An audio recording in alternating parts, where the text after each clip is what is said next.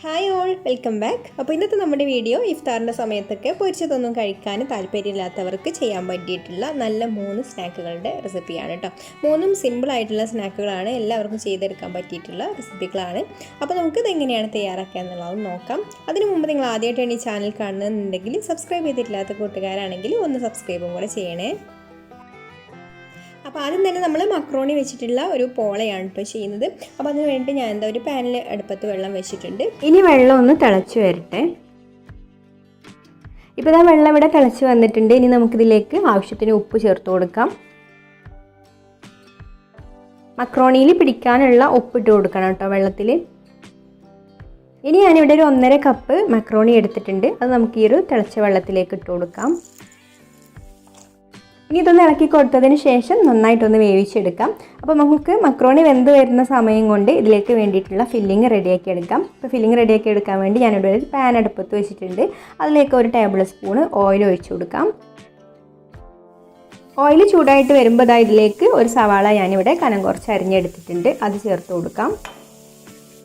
ഇനി നമുക്കിതിലേക്ക് ഒരു 2 പച്ചമുളക് ഇതുപോലെ ചെറുതായിട്ട് അരിഞ്ഞെടുത്തതും 1 ടീസ്പൂൺ ഇഞ്ചി വെളുത്തുള്ളി ചതച്ചെടുത്തതും അതുപോലെ കുറച്ച് കറിവേപ്പില അരിഞ്ഞതും പാകത്തിനുള്ള ഉപ്പും കൂടി ചേർത്ത് കൊടുത്തിട്ട് നന്നായിട്ടൊന്ന് വഴറ്റിയെടുക്കാം.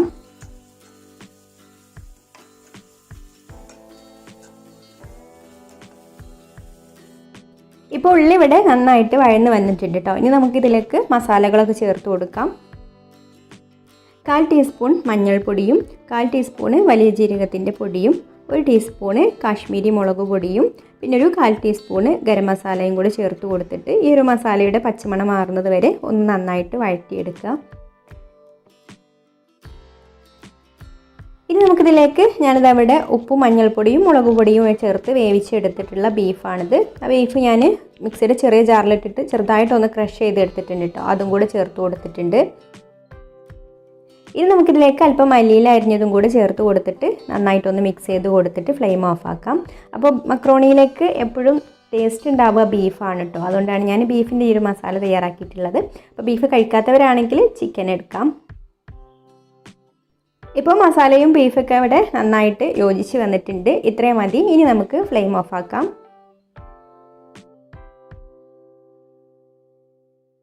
അപ്പോൾ മക്രോണിയും ഇവിടെ നന്നായിട്ട് തന്നെ കുക്കായി വന്നിട്ടുണ്ട്. ഇനി നമുക്കിതൊരു സ്റ്റെയിനറിലോട്ട് ഒഴിച്ചു കൊടുക്കാം.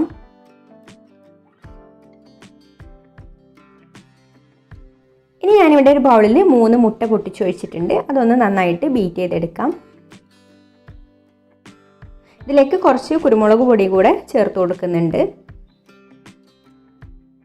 പിന്നെ കുറച്ച് ഉപ്പും കൂടി ചേർത്ത് കൊടുക്കാം. അപ്പോൾ ഉപ്പ് ചേർക്കുമ്പോൾ ശ്രദ്ധിക്കണം കേട്ടോ. നമ്മൾ മക്രോണിയിൽ ഉപ്പ് ചേർത്തതാണ്. പിന്നെ ഈ ഒരു മുട്ടയിലേക്ക് വേണ്ട ഉപ്പ് മാത്രം ചേർത്ത് കൊടുത്താൽ മതി. എന്നിട്ട് നന്നായിട്ടൊന്ന് ബീറ്റ് ചെയ്തെടുത്തതിന് ശേഷം നമ്മൾ വേവിച്ച് വെച്ചിട്ടുള്ള മക്രോണി ഇതിലേക്ക് ചേർത്ത് കൊടുത്തിട്ട് ഇളക്കിയെടുക്കാം. ഇതുപോലെ നന്നായിട്ട് മിക്സ് ചെയ്തെടുക്കാം. അപ്പോൾ മക്രോണി കൂടുതലുണ്ടെങ്കിൽ മുട്ടയുടെ അളവും കൂട്ടിയെടുക്കണം കേട്ടോ.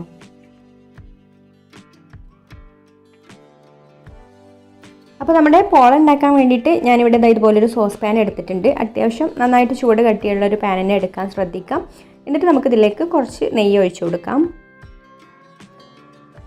നെയ്യ് ഒന്ന് മെൽറ്റായി വന്നതിന് ശേഷം നമുക്കിത് പാനിൻ്റെ എല്ലാ ഭാഗത്തും ഒന്ന് ആവാൻ വേണ്ടിയിട്ട് ഇതുപോലെ ഒന്ന് ചുറ്റിച്ചു കൊടുക്കാം. ഇനി മുട്ടയും മക്രോണിയും കൂടെ മിക്സ് ചെയ്ത് വെച്ചത് പകുതി നമുക്ക് ഇതിലേക്ക് ഒഴിച്ചു കൊടുക്കാം. ഒഴിച്ചു കൊടുക്കുന്ന സമയത്ത് ഒന്ന് നന്നായിട്ട് ഇളക്കിയതിന് ശേഷം വേണം കേട്ടോ ഒഴിച്ചു കൊടുക്കാൻ. ആ മുട്ടയുടെ മിക്സും കൂടെ ഇതിൻ്റെ കൂടെ വേണം, എന്നാലേ ഉള്ളൂ ഇത് സെറ്റ് ആവുക. എന്നിട്ട് ഇതിൻ്റെ മുകളിലായിട്ട് നമ്മൾ റെഡിയാക്കി വെച്ചിട്ടുള്ള ബീഫിൻ്റെ ഫില്ലിങ് ഇട്ട് കൊടുക്കാം. അപ്പോൾ ഫില്ലിങ് സൈഡിലേക്ക് ആവാത്ത രീതിയിൽ വെച്ച് കൊടുക്കാം കേട്ടോ.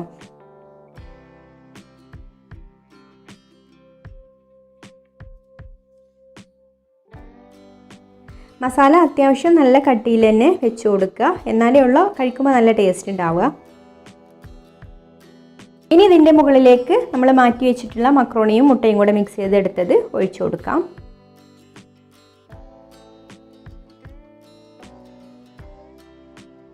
ഇതുപോലെ മസാല കാണാത്ത വിധത്തിൽ നന്നായിട്ടൊന്ന് നിരത്തി വെച്ച് കൊടുക്കാം. ഇനി കുറച്ച് മല്ലിയില അരിഞ്ഞതും അല്പം വറ്റൽമുളക് ക്രഷ് ചെയ്തെടുത്തതും കൂടെ ഇട്ട് കൊടുക്കുന്നുണ്ട്. ഇനി നമുക്കിത് അടച്ച് വെച്ചിട്ട് കുക്ക് ചെയ്തെടുക്കാം. അപ്പോൾ കുക്ക് ചെയ്തെടുക്കാൻ വേണ്ടിയിട്ട് ഞാൻ ഇതുപോലൊരു പഴയ പാന് അടുപ്പത്ത് വെച്ച് നന്നായിട്ട് ചൂടായതിന് ശേഷം അതിൻ്റെ മുകളിൽ വെച്ചിട്ടാണ് വേവിച്ചെടുക്കുന്നത്. ഇനി നമുക്കതൊരു 20 മിനിറ്റ് വരെ ഒരു മീഡിയം ഫ്ലെയിമിലിട്ടിട്ട് കുക്ക് ചെയ്തെടുക്കാം. അപ്പോൾ ഇങ്ങനെ വെക്കുകയാണെങ്കിൽ അടിവശമൊന്നും കരിയാതെ കിട്ടും. ഇങ്ങനെ നമുക്കൊരു 20 മിനിറ്റ് വെക്കാം. ഇപ്പോൾ 20 മിനിറ്റ് കഴിഞ്ഞിട്ടുണ്ട് കേട്ടോ. അപ്പോൾ നമ്മുടെ പോളയുടെ അടിവശമൊക്കെ നന്നായിട്ട് തന്നെ കുക്കായി വന്നിട്ടുണ്ട്. ഇനി മുകൾ ഭാഗം ഒന്ന് ഡ്രൈ ആയി വരാനുണ്ട്. അപ്പോൾ ഞാനിത് മറ്റൊരു പാനിലോട്ടൊന്ന് മറിച്ചിട്ട് കൊടുക്കുകയാണ്. ഇനി ഞാനിവിടെ ഈ ഒരു പാനിൽ കുറച്ചൊന്ന് നെയ്യ് തടവി കൊടുത്തിട്ടുണ്ട്. അതിലേക്ക് ഇതുപോലെ മറിച്ചിട്ട് കൊടുത്തിട്ട് ഒരു 5-10 മിനിറ്റ് ഒരു മീഡിയം ഫ്ലെയിമിലിട്ടിട്ട് ഒന്ന് വേവിച്ചെടുക്കാം. അപ്പോൾ നമ്മുടെ പോള ഇവിടെ റെഡി ആയിട്ടുണ്ട് കേട്ടോ. ഇനി നമുക്കിതൊരു പ്ലേറ്റിലേക്ക് മാറ്റാം.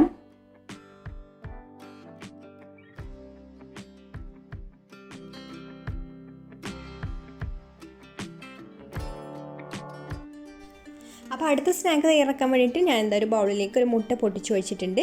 ഇനി നമുക്കിതിലേക്ക് 1 ടേബിൾ സ്പൂൺ ഓയിൽ ഒഴിച്ചു കൊടുക്കാം. ഇനി നമുക്കിതിലേക്ക് ഒരു 1.5 ടേബിൾ സ്പൂൺ പഞ്ചസാരയും 1 ടീസ്പൂൺ ഇൻസ്റ്റൻറ്റ് ഈസ്റ്റും കൂടെ ചേർത്ത് കൊടുത്തിട്ട് ഇതൊന്ന് നന്നായിട്ട് മിക്സ് ചെയ്ത് കൊടുക്കാം. അപ്പോൾ സാധാരണ ഈസ്റ്റാണ് ചേർത്ത് കൊടുക്കുന്നതെന്നുണ്ടെങ്കിൽ കുറച്ച് ചെറിയ ചൂടുള്ള പാലിൽ ഇട്ട് കൊടുത്ത് ഒന്ന് മിക്സ് ചെയ്ത് കൊടുത്തതിന് ശേഷം പഞ്ചസാര ഈസ്റ്റും കൂടെ മിക്സ് ചെയ്ത് കൊടുത്തതിന് ശേഷം ഒന്ന് പൊങ്ങി വന്നതിന് ശേഷം ഒരു 10 മിനിറ്റ് മാറ്റി വെക്കേണ്ട പൊങ്ങാനായിട്ട്. അതിന് ശേഷം വേണം കൊടുക്കാൻ. ഇപ്പോൾ ഇൻസ്റ്റൻറ്റ് ഈസ്റ്റ് ആകുമ്പോൾ നേരിട്ട് തന്നെ നമുക്ക് ചേർത്ത് കൊടുക്കാം. എന്നിട്ട് ഒരു വിസ്ക് വെച്ചിട്ട് ഇതുപോലെ നന്നായിട്ടൊന്ന് മിക്സ് ചെയ്ത് കൊടുക്കാം. ഇനി നമുക്കിതിലേക്ക് പാകത്തിനുള്ള ഉപ്പ് ചേർത്ത് കൊടുക്കാം. പിന്നെ ഒരു 2 കപ്പ് മൈദയും കൂടെ ചേർത്ത് കൊടുത്തിട്ട് ആദ്യം ഒന്ന് സ്പൂൺ വെച്ചിട്ട് ഇതുപോലെ ഒന്ന് മിക്സ് ചെയ്ത് കൊടുക്കാം. എന്നിട്ട് ഒരു 1/2 കപ്പ് ചെറിയ ചൂടുള്ള പാലൊഴിച്ച് കൊടുത്തിട്ട് നന്നായിട്ട് തന്നെ കുഴച്ചെടുത്ത് നല്ല സോഫ്റ്റ് ആയിട്ടുള്ള ഒരു ഡോ ആക്കി എടുക്കണം. കുറച്ച് സമയം വെച്ചിട്ട് തന്നെ നന്നായിട്ട് കുഴച്ചെടുക്കണം കേട്ടോ. ഇപ്പോൾ ഞാനിവിടെ മാവ് നല്ല സോഫ്റ്റ് ആയിട്ട് തന്നെ നന്നായിട്ട് കുഴച്ചെടുത്തിട്ടുണ്ട്. ഇനി നമുക്കിത് റെസ്റ്റ് ചെയ്യാൻ വേണ്ടിയിട്ട് മാറ്റി വെക്കാം. അപ്പോൾ അതിന് മുമ്പ് ഇത് ഡ്രൈ ആയി പോകാതിരിക്കാൻ വേണ്ടിയിട്ട് ഇതിൻ്റെ എല്ലാ ഭാഗത്തും കുറേശ്ശെ ഓയിലൊന്നാക്കി കൊടുത്തിട്ട് നമുക്കിത് അടച്ചു വെച്ചിട്ട് 1 മണിക്കൂർ റെസ്റ്റ് ചെയ്യാൻ വേണ്ടിയിട്ട് മാറ്റി വെക്കാം. ഇതൊന്ന് പൊങ്ങി വരണം കേട്ടോ. അപ്പോൾ ചൂടുള്ള സ്ഥലത്തൊക്കെ ആണെന്നുണ്ടെങ്കിൽ 1 മണിക്കൂർ കൊണ്ട് തന്നെ പൊങ്ങി കിട്ടും. ഇനി തണുപ്പുള്ള സമയമൊക്കെ ആണെന്നുണ്ടെങ്കിൽ ചിലപ്പോൾ 2 മണിക്കൂറൊക്കെ ആവും കേട്ടോ. അപ്പോൾ ഇത് പൊങ്ങി വരുന്ന നേരം കൊണ്ട് നമുക്ക് ഇതിലേക്ക് വേണ്ടിയിട്ടൊരു മസാല റെഡിയാക്കി എടുക്കാം. അപ്പോൾ അതിന് വേണ്ടിയിട്ട് ഞാൻ ഒരു പാൻ അടുപ്പത്ത് വെച്ചിട്ടുണ്ട്. അതിലേക്ക് നമുക്ക് 1 ടേബിൾ സ്പൂൺ ഓയിൽ ഒഴിച്ചു കൊടുക്കാം. ഓയിൽ ചൂടായി വന്നതിന് ശേഷം നമുക്കിതിലേക്ക് ഒരു സവാള അരിഞ്ഞത് ചേർത്ത് കൊടുക്കാം. സവാള ഒന്ന് പെട്ടെന്ന് വഴന്ന് കിട്ടാൻ വേണ്ടിയിട്ട് ഞാൻ ഇതിലേക്ക് ഈ ഒരു സമയത്ത് തന്നെ പാകത്തിനുള്ള ഉപ്പും കൂടെ ചേർത്ത് കൊടുത്തിട്ട് വഴറ്റിയെടുക്കുകയാണ്. ഇനി നമുക്കിതിലേക്ക് ഒരു പച്ചമുളക് ചെറുതായിട്ട് അരിഞ്ഞതും കൂടെ ചേർത്ത് കൊടുക്കാം. പിന്നെ ഞാനിതിലേക്ക് ഉപ്പും മഞ്ഞൾപ്പൊടിയും മുളക് പൊടി ഇട്ട് വേവിച്ച് ചിക്കൻ എടുത്തിട്ടുണ്ട് കേട്ടോ. അപ്പോൾ ഇത് നമുക്ക് ചെറുതായിട്ടൊന്ന് പീസാക്കി എടുക്കണം. മിക്സിയിലിട്ട് പൊടിച്ചെടുക്കാം, അല്ലെങ്കിൽ കൈകൊണ്ട് തന്നെ ചെറുതായിട്ടൊന്ന് പിച്ചിയെടുത്താൽ മതി. അപ്പോൾ ഈ പച്ചമുളകും ഉള്ളിയൊക്കെ ഇവിടെ നന്നായിട്ട് വഴന്ന് വന്നിട്ടുണ്ട്. ഇനി നമുക്കിതിലേക്ക് പൊടികളൊക്കെ ചേർത്ത് കൊടുക്കാം. അപ്പോൾ ഞാനിതിലേക്ക് ഒരു 1/4 ടീസ്പൂണ് മഞ്ഞൾപ്പൊടി ചേർത്ത് കൊടുക്കുന്നുണ്ട്. പിന്നെ ഒരു 3/4 ടീസ്പൂണ് മുളക് പൊടിയും പിന്നെ 1/4 ടീസ്പൂണ് വലിയ ജീരകത്തിൻ്റെ പൊടിയും 1/4 ടീസ്പൂണ് ഗരം മസാലയും കൂടി ചേർത്ത് കൊടുത്തിട്ട് ഈ ഒരു മസാലയ്ക്കൊന്ന് വഴറ്റിയെടുക്കണം. ഇതിൻ്റെ പച്ചമണം മാറി കിട്ടുന്നത് വരെ ഒന്ന് വഴറ്റിയെടുക്കാം. മസാലയ്ക്കൊന്ന് മൂത്ത് വന്നതിന് ശേഷം നമുക്കിതിലേക്ക് നമ്മൾ പീസാക്കി എടുത്തിട്ടുള്ള ആ ഒരു ചിക്കനും കൂടെ ചേർത്ത് കൊടുത്തിട്ട് മിക്സ് ചെയ്ത് കൊടുക്കാം. പിന്നെ ഇതിലേക്ക് ലാസ്റ്റായിട്ട് കുറച്ച് മല്ലിയില അരിഞ്ഞതും കൂടെ ചേർത്ത് കൊടുത്ത് നന്നായിട്ടൊന്ന് ഇളക്കി കൊടുക്കാം. ഈ ഒരു മസാലയൊക്കെ ചിക്കനിലൊന്ന് പിടിക്കുന്നത് വരെ നന്നായിട്ടൊന്ന് മിക്സ് ചെയ്ത് കൊടുക്കണം കേട്ടോ. അപ്പോൾ നമ്മുടെ മസാല ഇവിടെ റെഡി ആയിട്ടുണ്ട്. അപ്പോൾ നമ്മുടെ മാവ് ഇപ്പോൾ പൊങ്ങി വന്നിട്ടുണ്ട് കേട്ടോ. പൊങ്ങി വന്നതിന് ശേഷം നമുക്ക് ആ ഒരു എയറൊക്കെ കളഞ്ഞതിന് ശേഷം ഒന്നും കൂടെ നന്നായിട്ട് കുഴച്ചെടുക്കാം. എന്നിട്ട് ഈ ഒരു മാവിനെ നമുക്ക് 2 പോർഷനാക്കി മാറ്റണം. 2 പകുതിയായിട്ടുള്ള ഉരുളകളാക്കി മാറ്റി തരാം കേട്ടോ, 2 ഒരേ വലുപ്പത്തിൽ. അപ്പോൾ ഞാനിവിടെ 2 ഉരുളകളാക്കി എടുത്തിട്ടുണ്ട്. ഇനി നമുക്ക് ഇത് സെറ്റ് ചെയ്യാനുള്ള, അതായത് ഇത് ബേക്ക് ചെയ്യാനുള്ള പാത്രം ഒന്ന് റെഡിയാക്കി എടുക്കാം. അപ്പോൾ ഞാനൊരു 7 ഇഞ്ചിൻ്റെ കേക്ക് ടിന്നാണ് കേട്ടോ എടുത്തിട്ടുള്ളത്. അതിൽ ഇതുപോലെ ഒന്ന് ബട്ടർ ബ്രഷ് ചെയ്ത് കൊടുക്കുന്നുണ്ട്. ഓയിലോ ബട്ടറോ എന്തെങ്കിലും ഒന്ന് സൈഡിലും മുകളിലൊക്കെ ആയിട്ട് ഇതുപോലെ ബ്രഷ് ചെയ്ത് കൊടുക്കാം. എന്നിട്ട് നമുക്ക് ആദ്യം ഒരു ഉരുള എടുത്തിട്ട് കുറച്ച് പൊടി തൂവി കൊടുത്തതിന് ശേഷം ഒന്ന് പരത്തിയെടുക്കാം. പരത്തിയെടുക്കുമ്പോൾ ഒരുപാട് തിന്നായിട്ട് പരത്തിയെടുക്കേണ്ട, ഒരു 1/4 ഇഞ്ച് 1/2 ഇഞ്ചൊക്കെ കനത്തിൽ പരത്തിയെടുക്കാം. അപ്പോൾ ഞാൻ ഈ ഒരു ടിന്നിന് പാകത്തിലാണ് കേട്ടോ, ആ ഒരു കറക്റ്റ് വലുപ്പത്തിലാണ് പരത്തിയെടുക്കുന്നത്. അപ്പോൾ ഈ 7 ഇഞ്ച് വലുപ്പത്തിൽ പരത്തിയെടുത്തിട്ടുണ്ട്. ഇനി നമുക്ക് ഇതിൻ്റെക്ക് വെച്ച് കൊടുക്കാം. ഇനി അതേ വലുപ്പത്തിൽ തന്നെ നമുക്ക് രണ്ടാമത്തതും പരത്തിയെടുക്കാം. എന്നിട്ട് നമ്മൾ ആദ്യം പരത്തിയെടുത്ത് ആ ഒരു ടിന്നിൽ വെച്ച് കൊടുത്തതിൻ്റെ മുകളിലേക്ക് നമ്മൾ റെഡിയാക്കി എടുത്തിട്ടുള്ള ഫില്ലിങ് വെച്ച് കൊടുക്കാം. ഫില്ലിങ് വെച്ചെടുക്കുമ്പോൾ ഇതുപോലെ സൈഡിൽ കുറച്ച് ഗ്യാപ്പ് കൊടുത്തതിന് ശേഷം നടുക്ക് മാത്രമായിട്ട് ഇങ്ങനെ വെച്ച് കൊടുക്കണം കേട്ടോ. ഒട്ടിച്ചെടുക്കാനുള്ള ആ ഒരു ഗ്യാപ്പ് വിടണം. ഇനി നമുക്കിതിൻ്റെ മുകളിൽ കുറച്ച് മൊസറല്ല ചീസും കൂടെ ഇട്ട് കൊടുക്കാം. എന്നിട്ട് നമ്മൾ രണ്ടാമത് പരത്തി എടുത്തിട്ടുള്ള ആ ഒരു പീസും കൂടെ വെച്ച് കൊടുത്തതിന് ശേഷം സൈഡ് ഒന്ന് ഒട്ടിച്ച് കൊടുക്കാം കേട്ടോ. സൈഡ് ഒന്ന് ഇതുപോലെ പ്രസ് ചെയ്ത് കൊടുത്തിട്ട് ഒന്ന് ഒട്ടിച്ച് കൊടുക്കാം. അല്ലെങ്കിൽ മറ്റേതിൻ്റെ അടിയിലേക്ക് ആക്കിയിട്ട് ഈ ഒരു സൈഡ് വെച്ച് കൊടുത്താലും മതി കേട്ടോ. എന്നാൽ വേർപെട്ട് പോകുമൊന്നുമില്ല. അപ്പോൾ ഞാനിതാ ഇതുപോലെ ഒന്ന് പ്രസ് ചെയ്ത് കൊടുക്കുകയാണ്. ഇനി ഇതിൻ്റെ മുകളിലൂടെ ഇതുപോലെ ഒന്ന് കത്തി വെച്ചിട്ട് ചെറുതായിട്ടൊന്ന് വരഞ്ഞു കൊടുക്കുന്നുണ്ട്. ആ ഒരു മസാല പുറത്തേക്ക് കാണുന്ന രീതിയിൽ വരഞ്ഞു കൊടുക്കരുത് കേട്ടോ. ജസ്റ്റ് ഒന്ന് തിന്നായിട്ട് ഇതുപോലെ ഒന്ന് വരഞ്ഞു കൊടുത്താൽ മതി.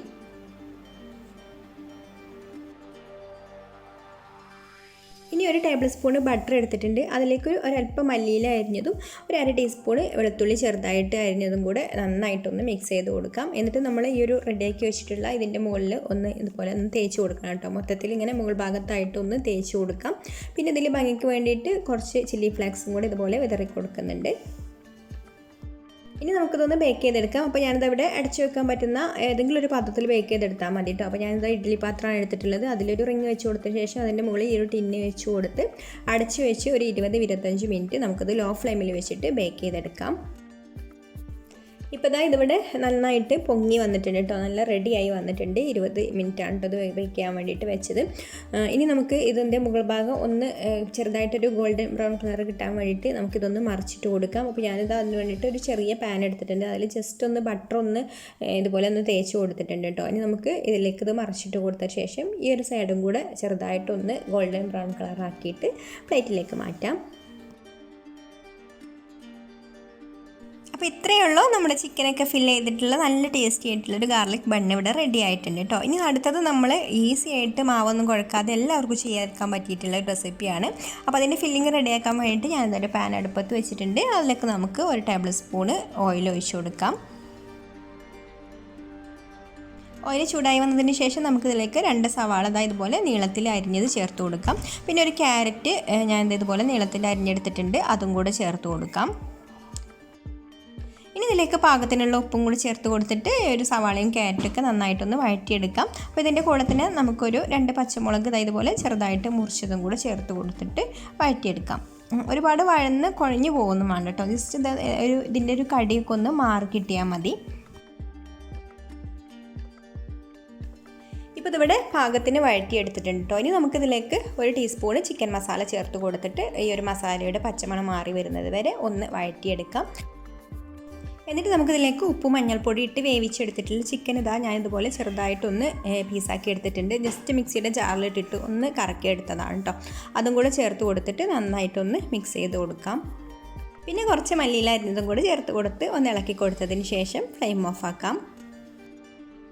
ഇപ്പോൾ നമ്മളിവിടെ ഫ്ലെയിം ഓഫ് ആക്കിയിട്ടുണ്ട് കേട്ടോ. ഇനി നമുക്ക് ഈ ഒരു മസാലയിലേക്ക് കുറച്ച് ടൊമാറ്റോ കെച്ചപ്പും കൂടെ ഒന്ന് ചേർത്ത് കൊടുത്തിട്ട് മിക്സ് ചെയ്ത് കൊടുക്കാം. നല്ലൊരു ടേസ്റ്റ് കിട്ടും കേട്ടോ ടൊമാറ്റോ കെച്ചപ്പ് ചേർത്ത് കൊടുക്കുകയാണെന്നുണ്ടെങ്കിൽ. ഇനി നമുക്കിത് സെറ്റ് ചെയ്യാം. അപ്പോൾ അതിന് വേണ്ടിയിട്ട് ഞാനിവിടെ ബ്രെഡാണ് കേട്ടോ എടുത്തിട്ടുള്ളത്. ഈ ഒരു ബ്രെഡിൻ്റെ ഈ ഒരു ബ്രൗൺ കളറിലുള്ള സൈഡൊക്കെ ഒന്ന് നമുക്ക് കട്ട് ചെയ്ത് മാറ്റാം. ഇനി ഞാനിവിടെ ഒരു ബൗളിൽ 2 മുട്ട പൊട്ടിച്ചൊഴിച്ചിട്ടുണ്ട്.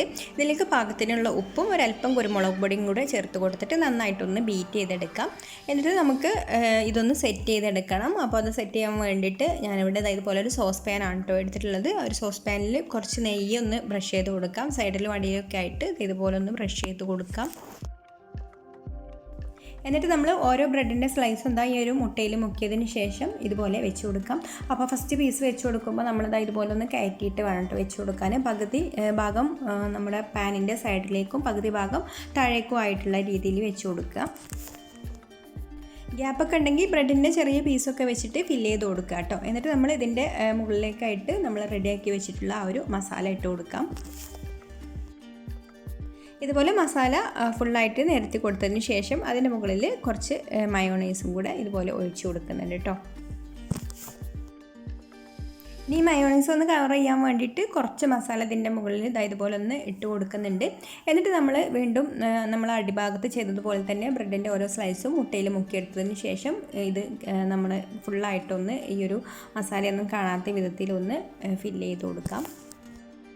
അപ്പോൾ അതായത് ഇതുപോലെ മസാലയൊന്നും കാണാത്ത വിധത്തിൽ ഗ്യാപ്പൊക്കെ ഫില്ല് ചെയ്ത് കൊടുക്കാം. ഇനി നമുക്കിത് കുക്ക് ചെയ്തെടുക്കണം. അപ്പോൾ അത് അടച്ചു വെച്ചിട്ട് കുക്ക് ചെയ്തെടുക്കാൻ വേണ്ടിയിട്ട് ഞാൻ അടിവശം കരിഞ്ഞു പോകാതിരിക്കാൻ വേണ്ടി ഇതുപോലെ ഒരു പഴയ തവ ഒന്ന് നന്നായിട്ട് ചൂടാക്കി എടുത്തിട്ടുണ്ട് കേട്ടോ. ഇനി ഈ ഒരു ചൂടായിട്ടിരിക്കുന്ന തവേൻ്റെ മുകളിൽ വെച്ചിട്ട് ലോ ഫ്ലെയിമിൽ വെച്ചിട്ട് നമുക്കിതൊന്ന് കുക്ക് ചെയ്തെടുക്കാം. ഒരു 15 മിനിറ്റ് ഇതിൻ്റെ മുകളിൽ ഇങ്ങനെ വെച്ച് കൊടുക്കാം. ഇപ്പോൾ നമ്മൾ ഈ ഒരു സൈഡ് വേവിക്കാൻ വെച്ചിട്ട് 15 മിനിറ്റ് ആയിട്ടുണ്ട് കേട്ടോ. ഇനി നമുക്കിതൊന്ന് മറിച്ചിട്ട് കൊടുക്കണം. എന്നിട്ട് ഇതിൻ്റെ മുകൾ ഭാഗം കൂടെ ഒന്ന് വേവിച്ചെടുക്കണം. അപ്പോൾ അതിന് വേണ്ടിയിട്ട് നമുക്ക് മറ്റൊരു പാനിൽ കുറച്ച് നെയ്യൊന്ന് തടവിയതിന് ശേഷം അതിലേക്കൊന്ന് മറിച്ചിട്ട് കൊടുത്തിട്ട് ഈ ഒരു ഭാഗം കൂടെ ഒന്ന് റെഡിയാക്കി എടുക്കാം. അപ്പോൾ അത് തവയുടെ മുകളിൽ വെച്ചതുകൊണ്ട് തന്നെ ഒട്ടും അടിവശം ഒന്നും കരിഞ്ഞു പോയിട്ടൊന്നുമില്ല കേട്ടോ. ഇനി ഇതുപോലെ നമുക്ക് കുറച്ച് സമയം ഒന്ന് വെച്ച് കൊടുക്കാം. എന്നിട്ട് നമുക്കൊരു പ്ലേറ്റിലേക്ക് മാറ്റാം. അപ്പോൾ അതാ നമ്മുടെ അടിപൊളി ബ്രെഡ് പോള ഇവിടെ റെഡി ആയിട്ടുണ്ട്. അപ്പോൾ ഇതിൻ്റെ ഫില്ലിങ് ഒരു പ്രത്യേക ടേസ്റ്റാണ് കേട്ടോ. മയോണൈസും ടൊമാറ്റോ സോസും ഒക്കെ ചേർത്തുകൊണ്ട് തന്നെ നല്ല ടേസ്റ്റി ആയിട്ടുള്ള ഫില്ലിങ്ങോട് കൂടിയിട്ടുള്ള ഒരു അടിപൊളി പോളയാണിത്. അപ്പോൾ ഈ ഒരു 3 റെസിപ്പികളും നിങ്ങൾക്ക് ഇഷ്ടമായിട്ടുണ്ടാവും എന്ന് വിചാരിക്കുന്നു. ഇഷ്ടമായിട്ടുണ്ടെങ്കിൽ ഒന്ന് ലൈക്ക് ചെയ്യുക, ഷെയർ ചെയ്യുക, നിങ്ങളുടെ അഭിപ്രായങ്ങളൊക്കെ താഴെ കമൻറ്റ് ചെയ്യുക. പിന്നെ ഈ ചാനൽ സബ്സ്ക്രൈബ് ചെയ്യാതെ കാണുന്ന കൂട്ടുകാരാണെങ്കിലും ഒന്ന് സബ്സ്ക്രൈബും കൂടെ ചെയ്യണേ. അപ്പോൾ ഇനി മറ്റൊരു നല്ല റെസിപ്പിയുമായിട്ട് അടുത്ത വീഡിയോയിൽ കാണാം. താങ്ക്